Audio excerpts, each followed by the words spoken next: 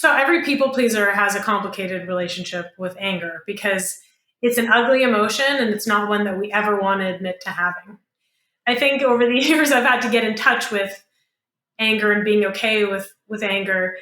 But then also it's something that maybe more recently I've been able to let go of, because sure, I could be angry at my family or my schooling or my church, but that the anger doesn't change anything.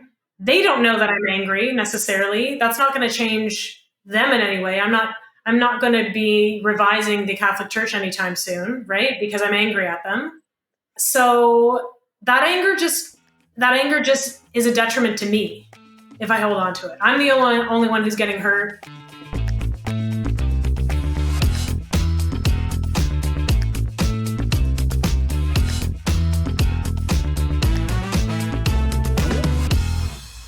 Welcome back to AudioLife Memoirs, where we tell your story in your voice. I'm your host today, Carrie Purcell, and today you're going to hear part 2 of my conversation with Alena Papayanis. If you haven't heard part 1, this might be a good time to hit pause and go back 1 episode so that you can hear the beginning of our conversation.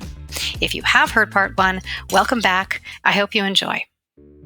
I just want to pause for a minute because I realize we're talking about, experiences that are difficult, that have been probably painful, that you've lived.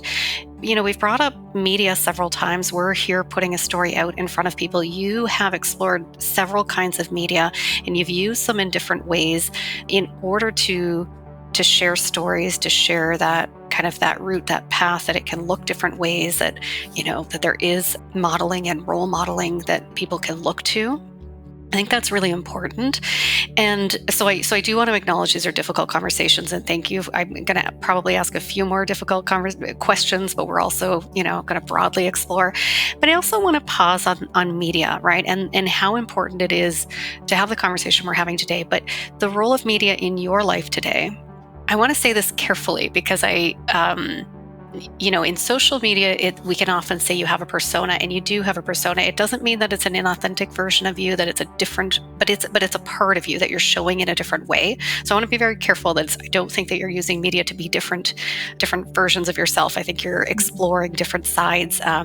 You talk about how, social media lets you use humor. And I think one of your essays is called, and correct me if I'm wrong, but I think it's called, If We Do Not Laugh, We Will Cry. And you talk about why humor is essential for understanding ourselves and the world. And I think your writing is more serious, right? It's a little bit more academic, and you're tackling a lot of difficult subjects, emotions, and things that you're working through within yourself and or seeing in your community. So that's a lot for me. I want to hear from you how the different uses of social media came about, what it means to you to be able to put that voice out there and those voices out there. Right. So it was really during the pandemic, the early days, actually just pre-lockdown, that I had gone through a breakup, and I just started to kind of write an essay about it, or just write about it to kind of unpack what had happened. Mm-hmm. And it was actually through writing that I discovered I was a people pleaser. Like in the middle of writing that. Wow. Just kind of the term people pleaser popped into my head, and I didn't know what it was or where it had come from. And I remember Googling, like, what is a people pleaser? And these characteristics came up, and I was just like, jaw to the ground. Yeah. And immediately kind of sad for myself, truly, because I realized that I was kind of performing this role rather than being myself. And so writing right from the start was a way to understand myself and understand my experiences. And then shortly after, we went into lockdown, and I discovered TikTok, and then started making some funny videos that were also about being a people pleaser or coming out later in life. And yeah, my writing is more serious, but I'm starting to play more with humor in them. Mm-hmm. But really, if you had just read my writing, you might be surprised of my TikTok persona or presence, and then vice versa. Yeah. Because I think I write on my TikTok bio that I'm like silly on here, but a serious writer. because it feels like two sides of the same coin for me, and a fun way to bring some levity to things. Because, as you mentioned earlier, there is some grief around coming out later in life. And it's such a relative term, though, because I've heard 25-year-olds say that they came out later in life. Right. And, so it really is relative for everyone. But what is involved in it is this feeling of missing out or feeling of grief.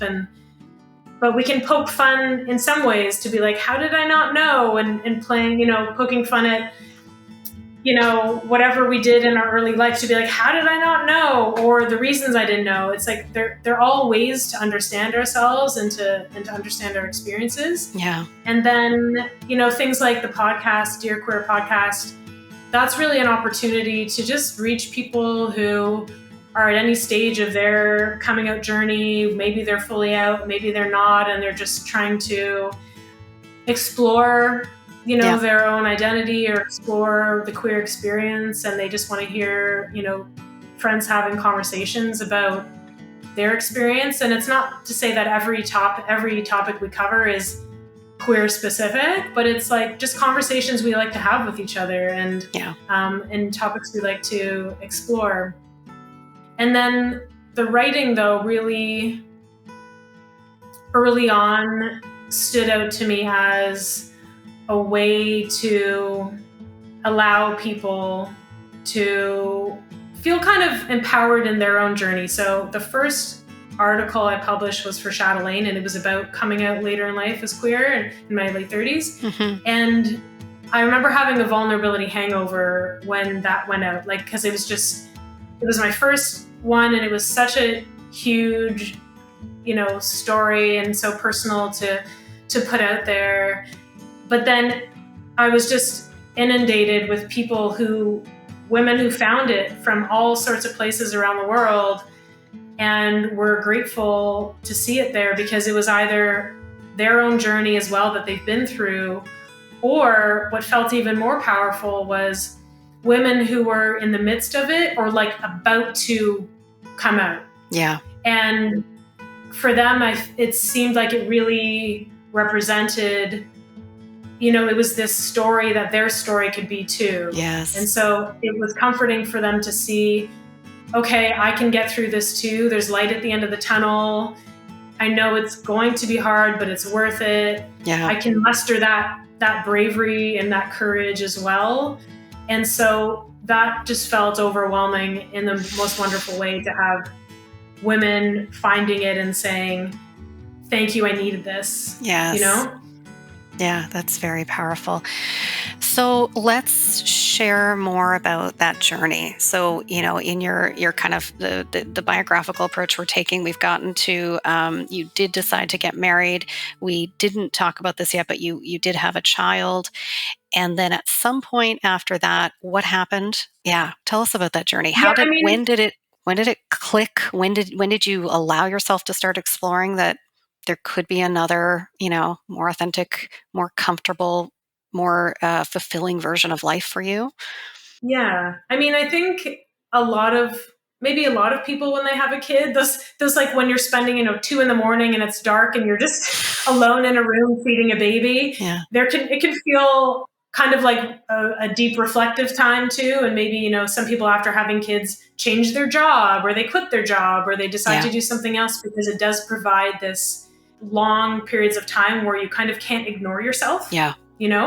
So there's partly that, but then just physically for me, that's when I think being pregnant and having a child just brought me into my body in a way that I hadn't been in my body before. So it was really after having her that I could feel my body in a new way, and I could feel discomfort or resistance around intimacy with a man. And so that was really, it was like I could suddenly feel this wall that was there that previously just felt normal to me. Yeah. And so suddenly I could see it. Yeah. And that's when I really realized I needed to explore what this meant and what it was. And so early on, I considered myself to be questioning, and that's very valid for people to be in a questioning period, be like, I'm not sure anymore exactly what my sexuality is, and to take time to explore that. Yep. And so it was really quite an extended period of questioning and looking back, which makes sense to being kind of on autopilot too. I was very much a thinker, like an overthinker, logic based. And I think it was that I was forced to also get into a more feeling sense of myself, to be like, okay, but I know what I think I should do. Yes. But like, what do I want to do? Who am I actually? And so that battle between, thinking and feeling, Yeah. I had to really kind of get in touch with, like my inner self and what was she trying to tell me? Yeah. And I think a lot of people, when they're questioning before coming out, it really just takes that listening. And there were some women who reached out to me, and we had like little one-on-ones where they'd ask me questions like, well, how do you get over this? Or how did you come to terms with this? And what a lot of it came down to was just like truly, truly listening to yourself. Mm-hmm. Like closing your eyes, sitting with yourself and listening to what is being said inside you and what you truly, truly need to explore about yourself, and trying to let that thinking side and those fears and guilt and whatever else has been preventing you from doing that to take a back seat to whatever is like that message inside actually is. Yeah. It couldn't have been a quick journey. It couldn't have been an easy journey to start to listen, to decide to say it out loud to the people that it was going to have a big impact, to decide that you needed to act on it. Take us through a bit of that, if I can ask.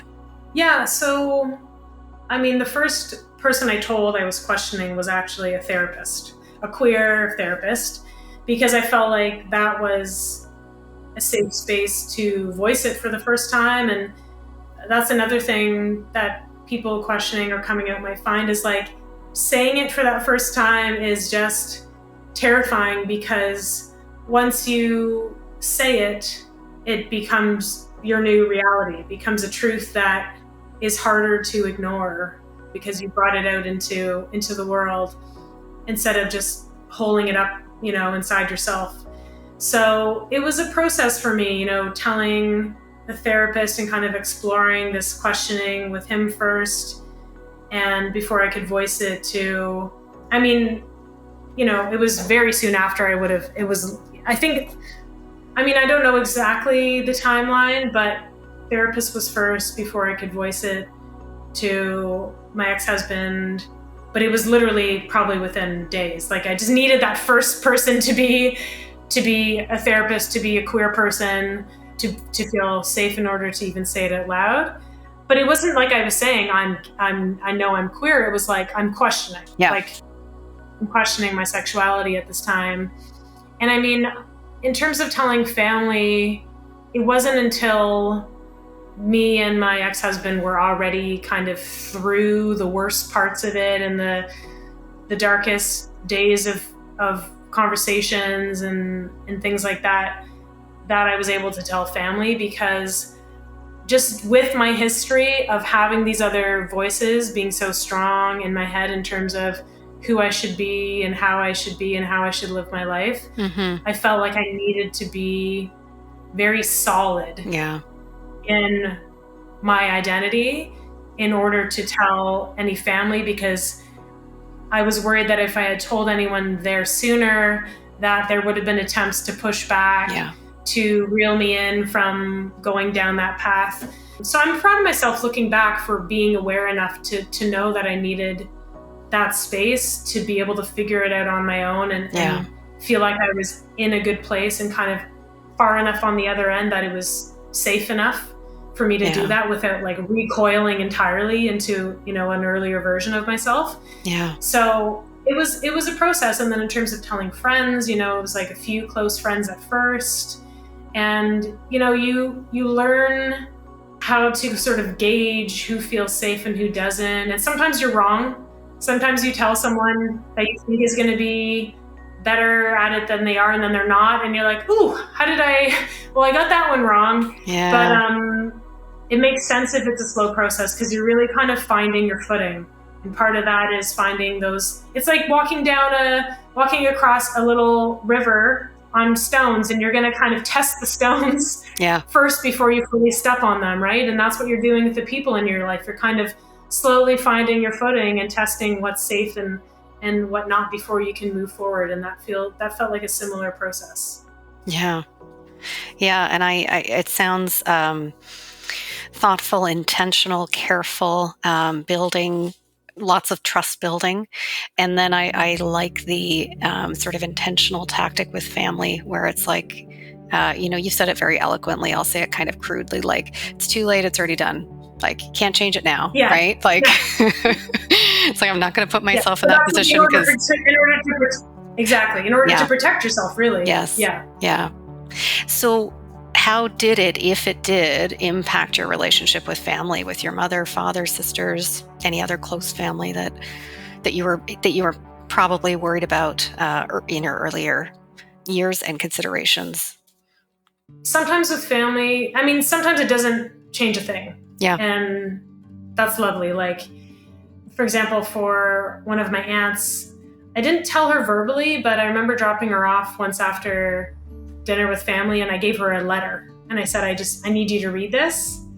And then the next time I saw her, she didn't say anything about it, but she was like over the top loving, And so that to me felt like acceptance. It felt like acknowledgement that she read it. But she was like making an extra effort to not only say, this doesn't change anything, but it's like, I love you. I still love you. I love you even more. I'll always love you, So that was really nice.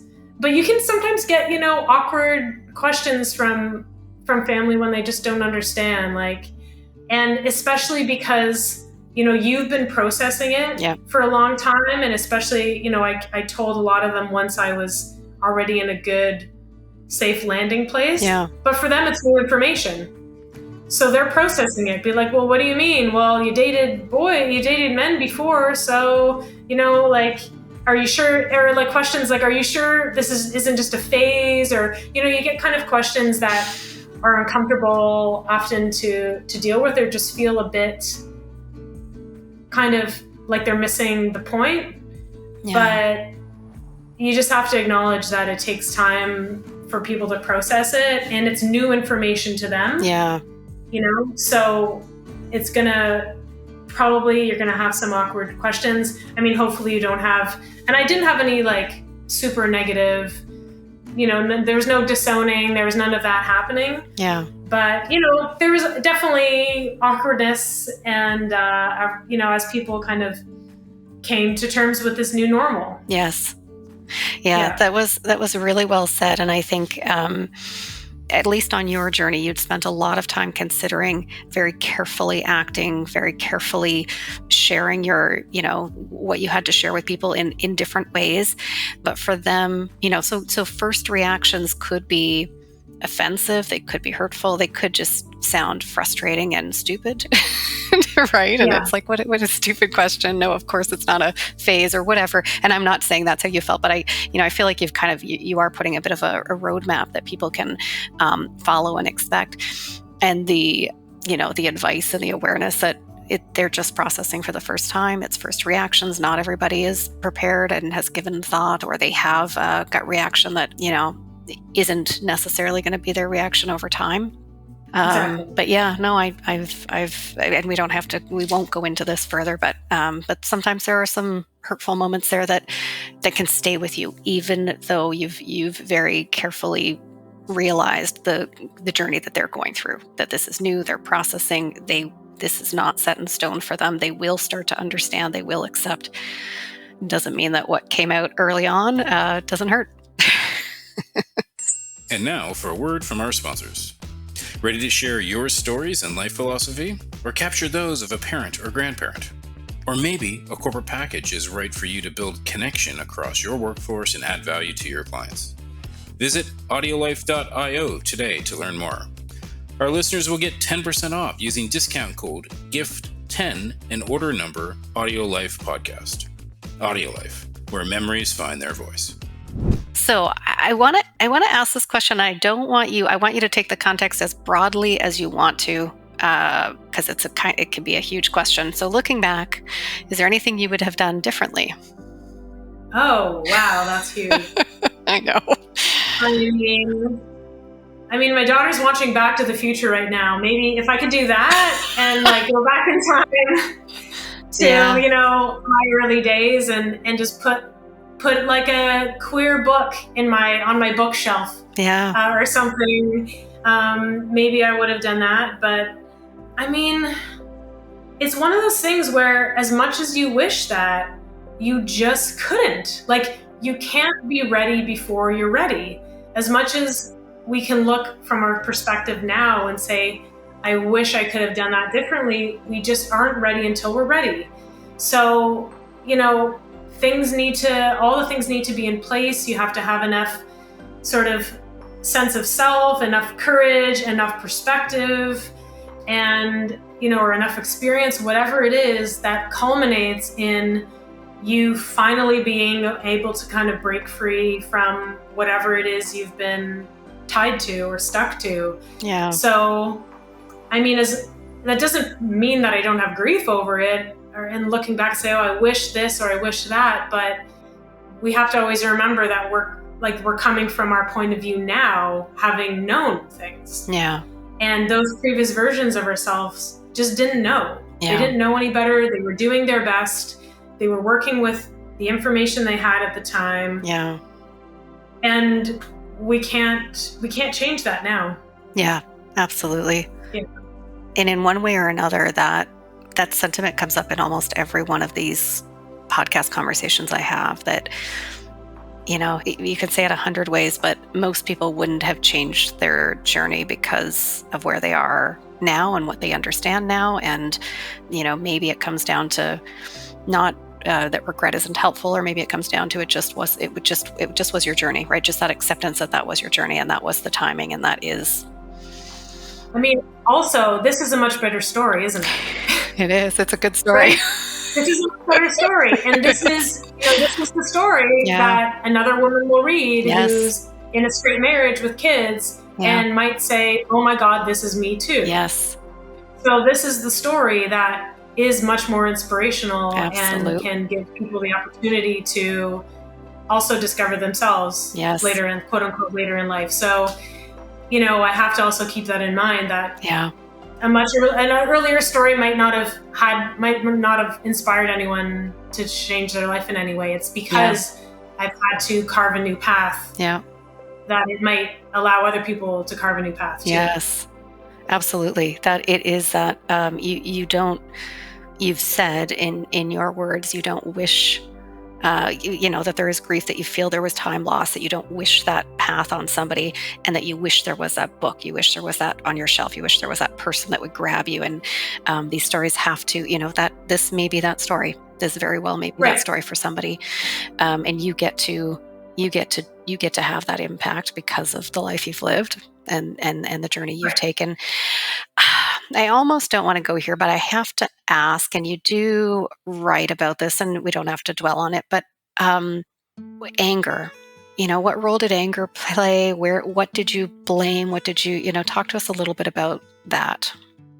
Okay. I mean, so every people pleaser has a complicated relationship with anger because it's an ugly emotion and it's not one that we ever want to admit to having. Yeah. I think over the years I've had to get in touch with anger and being okay with anger.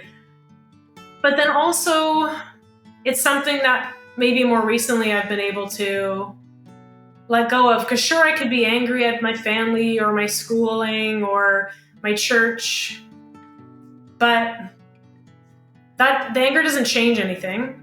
Yeah.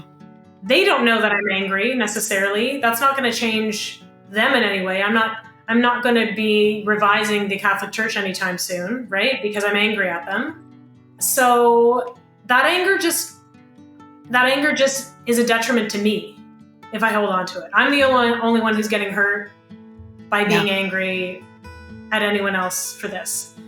So that's taken me some time to learn, because maybe when I first came out, there's this kind of like, you're kind of mad at, being limited in certain ways.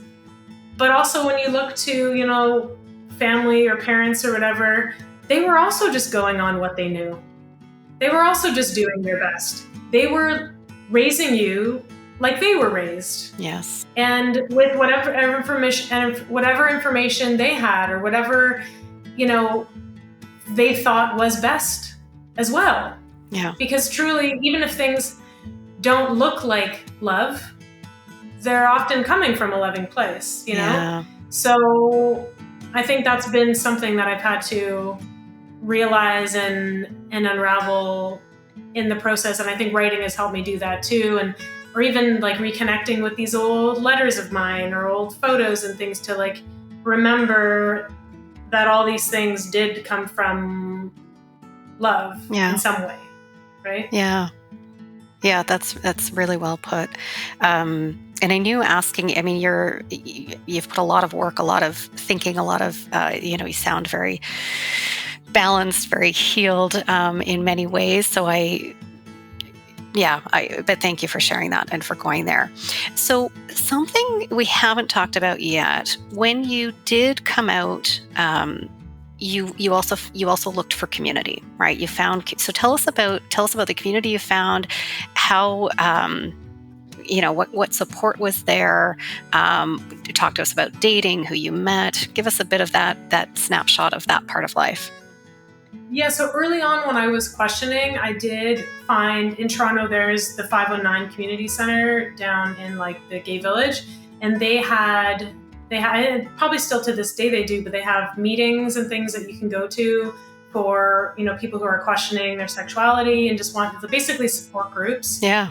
And that was really important to me early on. And I did meet at least one good friend through those groups, because again, you're all at the same stage, you're going through the same thing. Yeah. And you're trying to figure out how to fit into this new community. And the queer community is pretty unique too, in the sense that maybe a handful of my good friends now are people that at some point I went on a few dates with. And then we realized we were better off as friends. And so that's kind of a funny thing of the queer community, when like you can meet friends through dating. Yeah. And you might even be friends with your exes, which is also something that in the straight world is much more rare.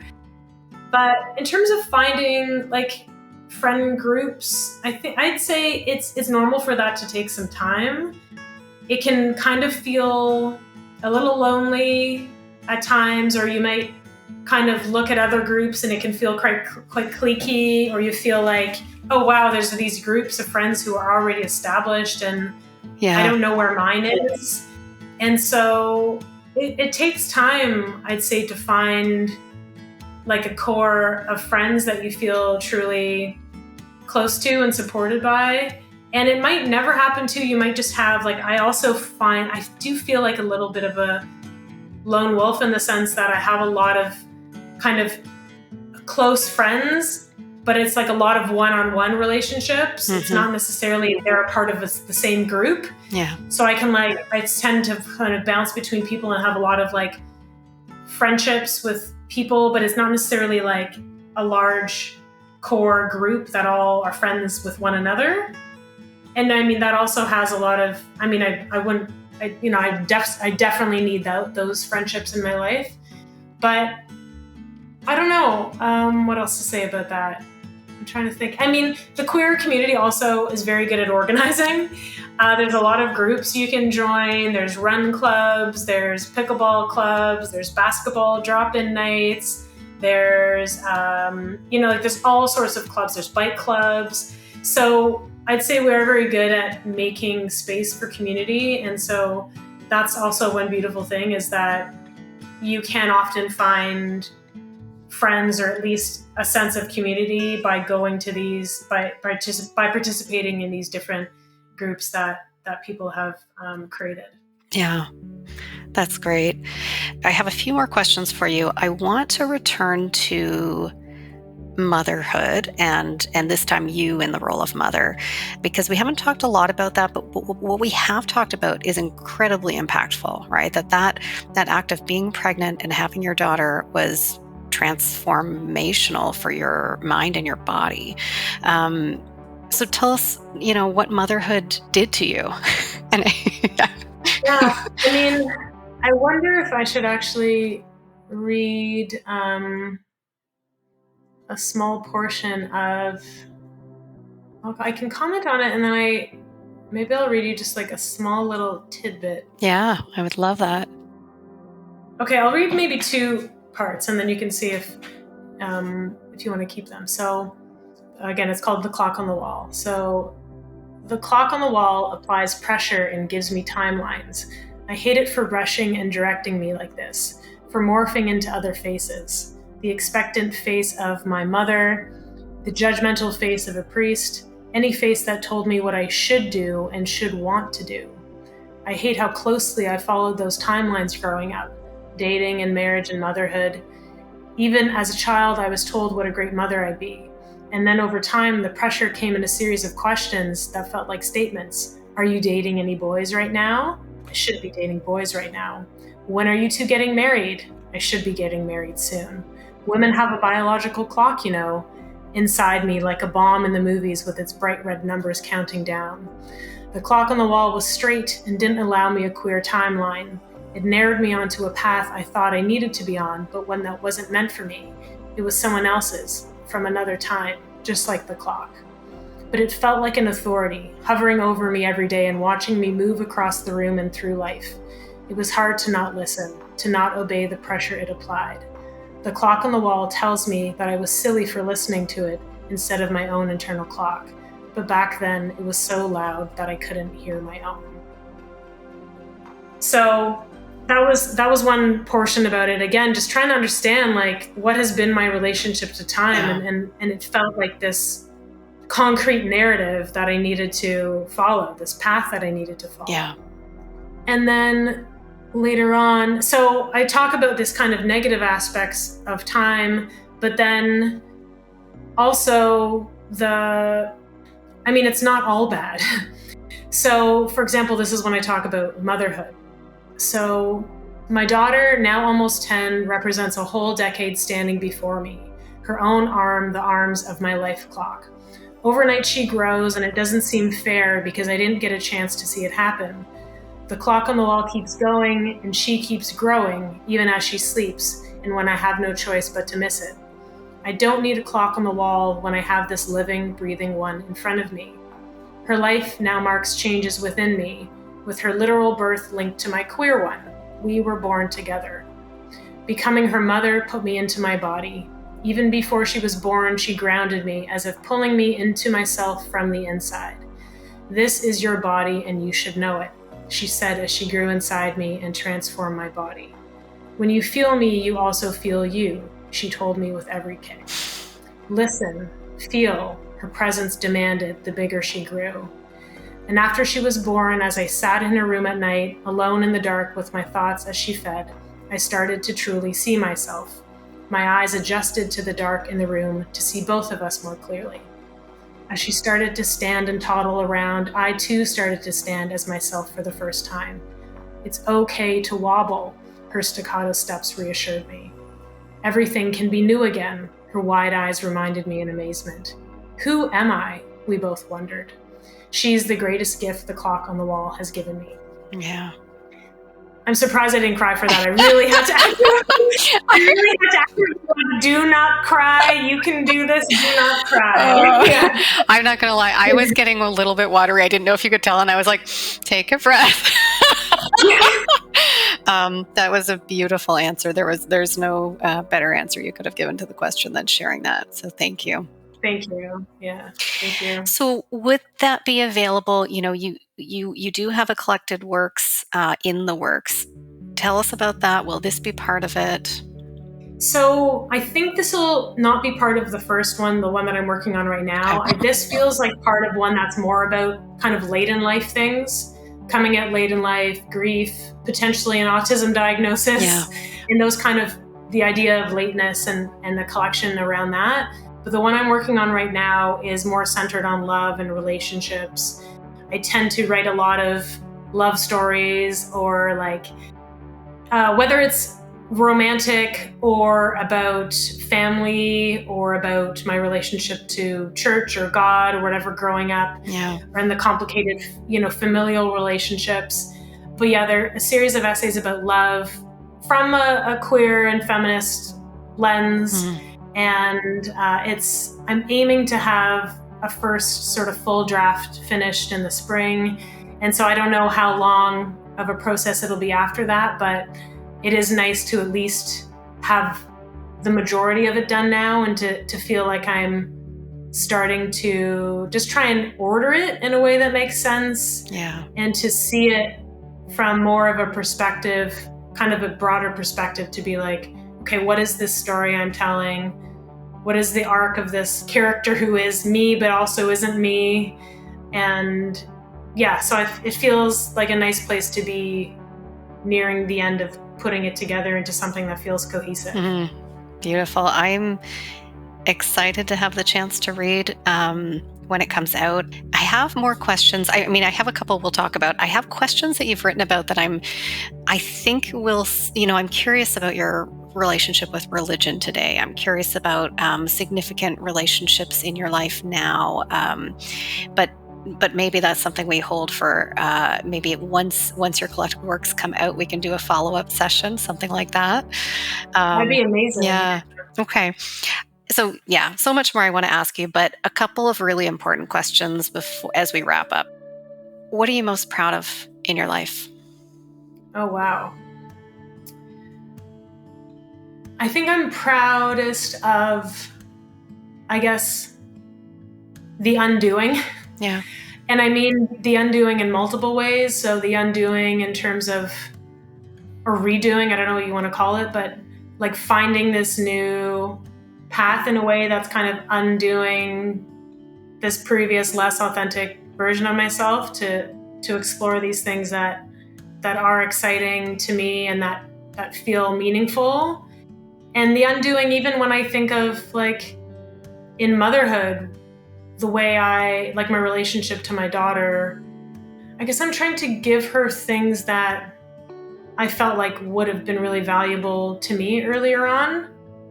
I think growing up, there was more of a sense of like parenting and the church and everything. It was kind of more telling a kid who they should be in a way. Yeah. Rather than helping them figure out who they are, Yeah. And so I feel proud in moments when I feel like I understand my daughter's heart, and like when I'm like, I get you, and this confirmed that I get you. Yeah. And that feels good, because and not to say I'm not a perfect mom, and there's times when I don't, but I feel like I'm like, repair is important to me, and improving, my relationship. So yeah, undoing, kind of broadly speaking, but with those specific examples. Yeah. Beautiful. You've given, both probably unintentionally and through your podcast and your writing and some of your conversations intentionally, you've given advice throughout our conversation, throughout a lot of what you've put out. But I still want to ask for some advice on this podcast. What advice would you give to younger generations? And I don't know if that's your daughter or the younger you, your students, wherever you want that to sit. Question things as early as you can. Like, I think part of religion for me was, it certainly didn't foster any critical thinking. Yeah. It didn't foster any questioning. It was much more dogmatic, to be like, this is what you should think. Yeah. And so I think, just questioning things earlier and really trying to understand who you are, and not just you in relationship to all those forces that socialized you early on. Yeah. So like questioning, exploring, experimenting, kind of being brave, Yeah. And really just questioning. And I mean, if you can do that undoing sooner, the sooner you can get on that project. I think the sooner you'll feel like you are yourself. Yeah, that's great. So, as I've said, there are more things I want to talk about, but for today we're going to come to a close. Is there anything that you wanted to share that we haven't touched on that we should really include in this episode? No, I think that's great. I mean, thanks so much for touching on so much. I feel like we really went to a lot of different places, and I love those kinds of conversations. So great. So thank you so much. No, thank you so much for making the time. It was my absolute pleasure. I look forward to reading more and having a follow-up conversation at some point. So thanks for joining us today and sharing your true, vulnerable, and authentic story and self with us. Thanks, Carrie. You've been listening to AudioLife, the podcast where we tell your story in your voice. I've been your host today, Carrie Purcell, speaking with our guest, Alena Papayanis. You can find Alena on social media. You can hear her on her podcast, Dear Queer, and you can read many of her essays, including her collected works, which we'll look forward to. Today is November 8th, 2025, and she's planning to publish spring of 2026. You can also check out our conversation on YouTube at AudioLife Memoirs if you're listening to the audio podcast version. I hope you enjoyed. We'll see you next time. If you like what you heard today, consider recording your own AudioLife private podcast or giving one to a loved one for a unique and memorable gift. Today, AudioLife listeners will receive 10% off using discount code GIFT10 and order number AudioLife Podcast. Also, remember to rate our show and subscribe so you'll never miss an episode.